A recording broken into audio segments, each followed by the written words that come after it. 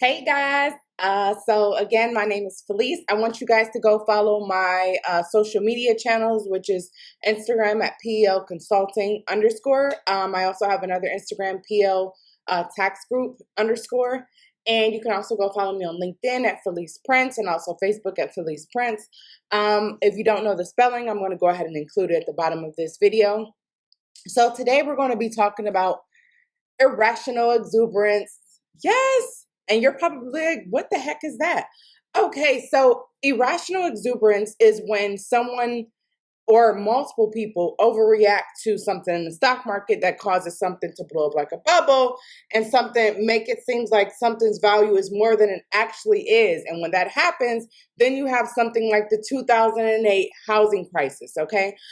So let me explain to you the importance of irrational exuberance, okay? I actually have a book handy today that I read. I think I read it about 3 years ago. This is actually one of my favorite books by Dr. Robert Schiller, but it's an amazing book that you are able to understand the importance of irrational exuberance and why you need to not panic when certain things happen in the stock market. Okay, there's a saying that Warren Buffett has, and it's be fearful when others are greedy and be greedy when others are fearful. Now, the importance of that is, listen, okay, so what Warren Buffett is trying to tell you guys is when others are massively investing in the stock market all at once, it's like, hey, everybody's rushing to invest in this stock or this whatever. I wonder what's going on with it. When that happens, that could be an early sign of irrational exuberance or an early sign that people may be pushing up the worth of a stock and it's not necessarily worth that. It's only a perceived value of what people think it may be. So that's why people are rushing to the stock market to invest and pour all of their hard-earned dollars into a stock that they think is going to be boom. Okay. But that's not actually the case. In fact, that actually happened to Bitcoin. In 2017, that was the first year I've ever invested in Bitcoin. I want to say it was later on in the year, around September-ish. And when I invested in Bitcoin, I think I invested around $350. I realized that Bitcoin was actually a sheer form of irrational exuberance when I invested $350 in the stock market and almost lost that same amount of money in one day. I said, what the heck is this? So I said, oh my goodness, I'm never investing money in Bitcoin anymore.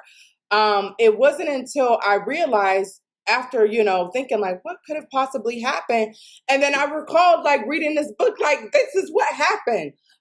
Bitcoin right now, I'm not saying that it's a bad thing, but I think Bitcoin is just something that we're not quite ready for. Now, don't get me wrong. There's countries around the world today in Europe that is actually in full Bitcoin mode, and they're using it daily. But here in the United States, I definitely think it's something that we're not quite ready for. So I think it's something we're going to have to ease our way into. But like I said, that's what happened, and that's why that stock was going up and down and up and down and up and down. And so many people were panicking because they were scared the price was going to drop. So once it reached that very, very high point, they sold. Okay. For me, I'm a passive investor. Okay. I practice a very slow method of investing. So when I invest, it's for the long run. It's not for, oh, let me invest today and sell tomorrow. That's not what I do. I have nothing against people who does that type of aggressive investing, but that's just something I wouldn't prefer to do. When I invest for the long run. But yeah, so that's what I want to speak to my followers and things about today. When you invest in the stock market, make sure you know why you're doing it. Don't just invest in the stock market because, oh, your cousin Annie told you, oh, this stock is going to be amazing in a couple months. No, invest because it's actually a company you believe in, or it's a company that you consume on a daily basis. Or it's a company you understand their financial statements. And that's actually something I stress in the importance of my stock valuation investing analysis. It is very important that you understand how to read a 10K statement. Because if you don't know how to read a 10K statement, you won't be able to understand a company. And if you can't understand a company, you're investing in something you can't necessarily believe in because you don't understand it. Okay. So it's very, very, very important to try to learn how to read 10K statements so that you can better understand a company and their financial statements and better understand how that company may do in the future. Okay, especially if they have a lot of, newer investments or whatever in the market, or newer things coming out, or whatever the case. If you believe a company has a good future, then go ahead and invest in that company. Okay.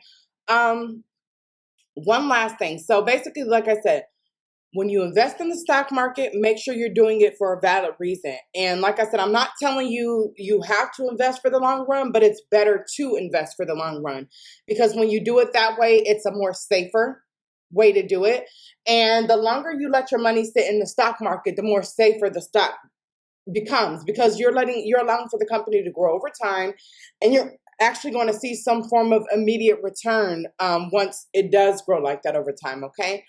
Now, you do have some stocks that are growing rapidly, like Amazon, Roku, which is an amazing thing. But why not let your money sit and let it grow? There's something called compound interest, and a lot of people don't know about that. But this is not the video I'm going to discuss that in. But like I said, if you want to know more about what irrational exuberance is, you can order this book on Amazon. I'm pretty sure they have it on Thrift Books, maybe even in the library. It's an excellent book to read. And it's an excellent book to read, especially if you're about to start investing in the stock market, or if you're about to start taking my stock evaluation and investing course. This would be an amazing book to read. So I do want to thank you guys for taking some of your time today.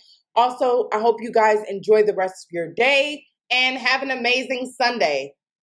Bye.